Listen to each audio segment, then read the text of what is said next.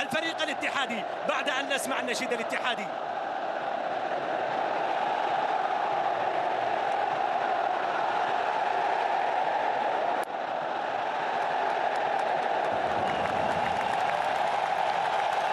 بعد النشيد الاتحادي نتحدث عن قائمة السيد لوران بلا في هذه المباراة. الرجل الظاهر على الصورة الآن يأتي في حراسة المرمى رايكوفيتش، بالإضافة إلى دانيلو بيريرا، سعد الموسم، فواز سكور، حسن كادش، انغولو كانتي، فابينيو، بيرغوين، بالإضافة إلى حسام عوار، موسى ديابي، كريم بنزيما. لا شك بأن لوران بلا فخور بالاتحاد فريق التاريخ وفخور بقائمة الأسماء الموجودة عنده في مباراة الليلة، لكنه فخور أكثر بهذا الحجم من الحضور الجماهيري الكبير، فخور بهذه الشعبية الكبيرة لفريق الاتحاد التي تملأ المدرجات. لا شك بأن كل نبضة من قلوبهم وكل هتاف تصدره حناجرهم عبارة عن روح تندمج مع اللاعبين في الميدان وتذكرهم بعراقة المجد الاتحادي. الوحدة يبدأ المباراة بكرة من الجهة اليمنى تمرر في الخلف عند المدافعين في فريق الوحدة، تلعب الكرة طويلة من أمام، التغطية حاضرة لتصل في الجهة اليسار، يتابعها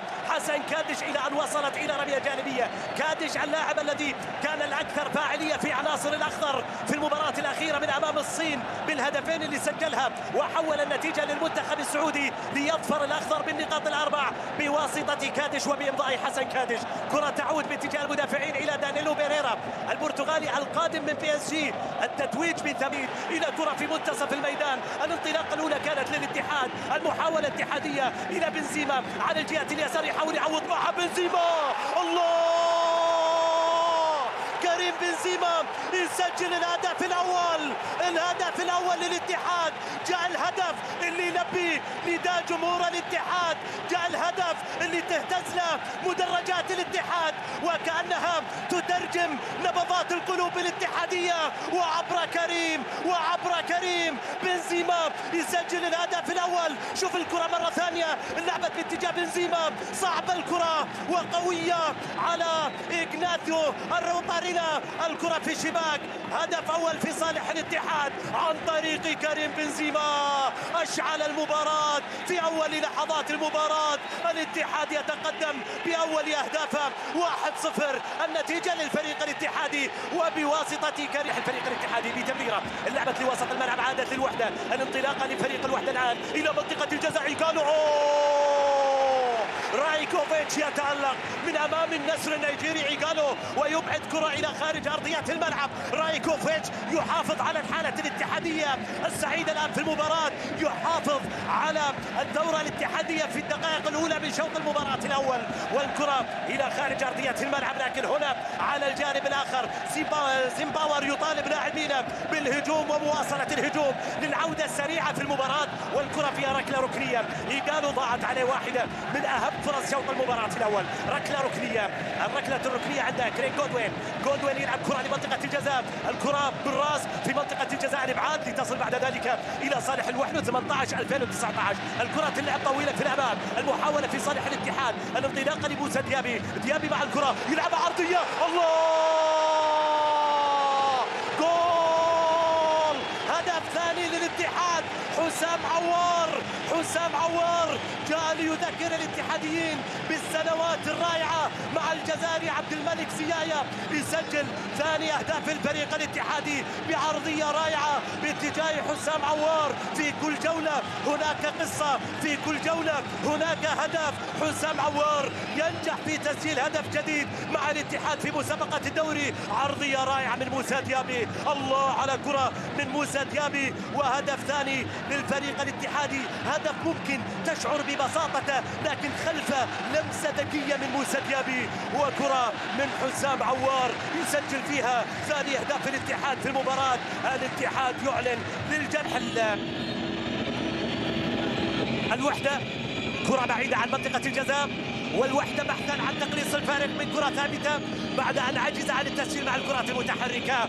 غريغ جودوين يستعد لتنفيذ الكرة الثابتة. الله، الكرة تتسدد في الشباك. الوحدة يسجل هدف يقلص الفارق. رايكوفيتش حاول جاهدا حماية مرمى الفريق الاتحادي. المتابعة رائعة من يوسف أمين، يسجل هدف للوحدة، يعلن بأن القمة لم تنتهي بعد، القمة لم تنتهي بعد. فرسان مكة يسجلون هدف يقلصون الفارق بلقطة رائعة بلمسة جميلة من يوسف أمين، يسجل هدف لمصلحة الوحدة. الوحدة يسجل هدف تقليص الفارق في المباراة عن طريق يوسف أمين. 21 سنة، اللاعب العراق، تمريرة للجهة اليسار. بيرجوين يحاول في كرة لعبت لحسام يمررها لبنزيما، ثم الكرة عند كانتي يمرر الكرة بالجهة اليمين، وصلت إلى ديامي. لا شك جهود كبيرة من ديامي في المباراة. كريم يتلقى كرة يعدي فيها إلى حسام وعوار. هذه المرة عدت الكرة إلى خارج أرضية الملعب إلى ركلة ركنية. حسام عوار تلقى تمريرة من ذهب من كريم بنزيما، لكن الكرة من حسام عوار جاءت إلى خارج أرضية الملعب. ركلة ركنية، نجح دفاع الوحدة في إبعاد الكرة في المكان الصعب. جاء دفاع الهدف أهدافه. هل يوسع الفارق في اللحظات الأخيرة من زمن شوط المباراة الأول؟ هل يذهب إلى استراحة ما بين الشوطين بفارق هدفين؟ الكرة العرضية واصلة. نعم نعم نعم نعم، الاتحاد يذهب إلى استراحة ما بين الشوطين بفارق هدفين، وبراسية فابينيو إلى الشباك. ثالث أهداف الاتحاد. فابينيو ينجح في تسجيل الثلاثية للنمور. شوف الكرة مرة ثانية، العرضية إلى فابينيو والراسية من فابينيو في شباك الوحدة. الهدف الثالث، هدف يكتب نهاية المباراة على طريقة فابينيو، هدف يكتب نهاية القمة التاريخية عبر فابينيو. الاتحاد ينهي القمة عبر فابينيو وبراسية فابينيو وبشباك حارس المرمى إغناثيو الروا مارينا. ثالث الأهداف وفرحة الرئيس، فرحة لوران بلا. هدف ثالث للفريق الاتحادي حتى لحظة النهاية في شوط المباراة الأول، في مباراة قال كلمة معها الاتحاد، بل من قال كلمة جمهور الاتحاد. شكرا لكم أيها السيدات والسادة على طيب المتابعة في أحداث شوط المباراة الأول. نلتقيكم إن شاء الله تعالى في أحداث شوط المباراة الثاني من القمة التاريخية في مواجهة الاتحاد أمام الوحدة. الكلمات ما بين الاتحاد الوحدة. شوط المباراة الأول انتهى برباعية ثلاثية من جانب الاتحاد وهدف من جانب الوحدة. 4 أهداف شاهدناها في شوط المباراة الأول، وعلى ما يبدو بأن الوحدة قد أجرى 3 تبديلات مباشرة بالنسبة لجوزيف زيمباور مع بداية وانطلاقة شوط المباراة الثاني. دعونا نتذكر قائمة الأسماء في أحداث شوط المباراة الأول، وثم نذكر بالتبديلات الوحدوية التي جاءت في شوط المباراة الثاني. إغناثيو دي الرومارينا في حراسة المرمى، جواد اليميق، عبد الله الحافظ، سعيد المولد، احمد درويش، الكساندرو كريتو، ومحمد المعكازي، يحيى النجعي، يوسف امين، كريك جودوين، واخيرا عودوين ايجالو. في الاتحاد رايكوف امين، كريك جودوين، واخيرا عودوين ايجالو. في الاتحاد رايكوفيتش، دانيلو بيريرا، وسعد الموسى، فواز سكور، نيكولو كانتي، فابينيو، بيرجوين، حسام عوار، موسى ديامي، واخيرا كريم بنزيما. الكرة اللعب الى كريم، كريم يسدد، كريم الى الهدف الرابع. 4 للاتحاد، رباعية اتحادية في بداية المباراة مع شوطها الثاني. كريم بنزيما اللي بدأ شوط المباراة الأول بهدف، يبدأ شوط المباراة الثاني بهدف. كريم اسم على مسمى مع الاتحاديين في بداية الموسم الحالي. بنزيما يسجل هدف اتحادي رابع في انطلاقة شوط المباراة الثاني. شوف كيف استلمها كريم، شوف كيف لعبها كريم، حطها هناك في المكان الصعب على إغناثيو. يسجل هدف رابع للاتحاد، ومباغت في مرمى الوحدة يقضي على كل أفكار زيمباور حول شوط المباراة الثاني. كريم بنزيما سجل رابع أهداف الاتحاد. ليلة اتحادية كبيرة حالي في مباراة الليلة. حسام عوار يلعب الكرة في الخلف لتصل كرة ذكية للاتحاد على الجهة اليسار. موسى ديابي، موسى حولها عرضية. 5 للاتحاد، 5 قوية للاتحاد. فواز سكور يسجل الخماسية. نعم، ما زالت شباك الوحدة تستوعب كثير من أهداف الاتحاد في القمة التاريخية، في قمة العراقة. الاتحاد يسجل 5 أهداف بواسطة فواز سكور. شوف اللقطة الذكية، التمريرة بين المدافعين واصلة إلى ديابي، صانع أهداف فوق العادة. ديابي يلعب كرة ذكية لفواز سكور، وهنا يؤكد فواز سكور بأن لوران بلان عنده حق أنه يكون أساسي في مباراة الليلة. فواز سكور نجح في تسجيل الهدف الخامس لصالح الاتحاد، الهدف الاتحاد الخامس عن طريق ظهير فواز. الفرصة جاءت حتى لفواز سكور أن يسجل في مباراة الليلة هدف خامس لتحقيق نتيجة أكبر. الركلة الركنية الرابعة للاتحاد، ركلة ركنية رابعة للاتحاد في المباراة، لعبت لمنطقة الجزاء إلى رأسية. السادس جاء عبد الاله العبري أو صالح الشهري.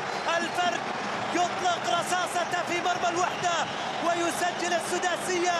النتيجة أصبحت 6 للاتحاد، الهدف السادس للاتحاد في الجولة الثالثة.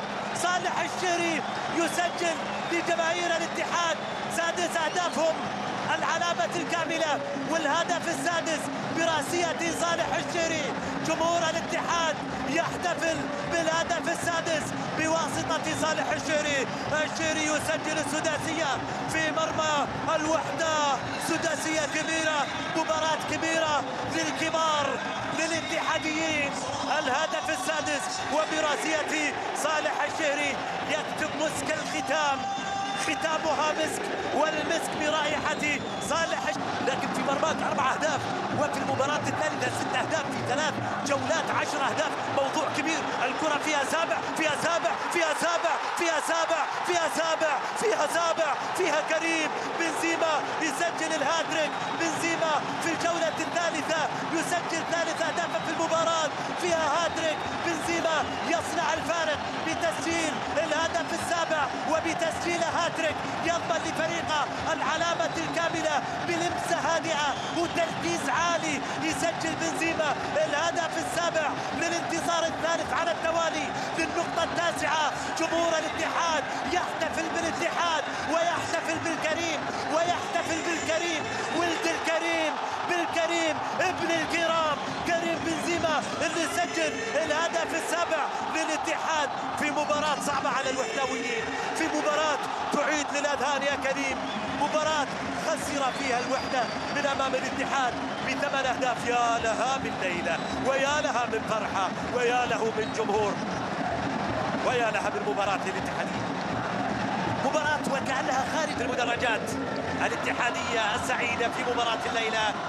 لقطات النمر أيضا الذي يتراقص فرحا، ومع كل الخيبات هذا الرجل يعود إلى مقعده حاملا مع خيبات هذه المباراة، في مباراة بدأ فيها الحفلة التهديفية كريم بنزيما وأسدل الستار عليها. كريم بنزيما الاتحاد ينجح في الحصول على العلامة الكاملة وصدارة الترتيب بفارق الأهداف. ألف مبروك للاتحاديين، هذا الانتصار حظا أوفر للوحدويين على هذه المباراة التي انتصر بالحسبان. نلتقيكم إن شاء الله أيها السيدات والسادة في مواعيد لاحقة. لكم أطيب التحايا مني عبد الله مبارك الحربي، والسلام عليكم ورحمة الله وبركاته. الكلمة أتحول بها إلى الزميل محمد خاتم للحديث عما جاء في هذه المباراة. إليك الكلمة، تفضل.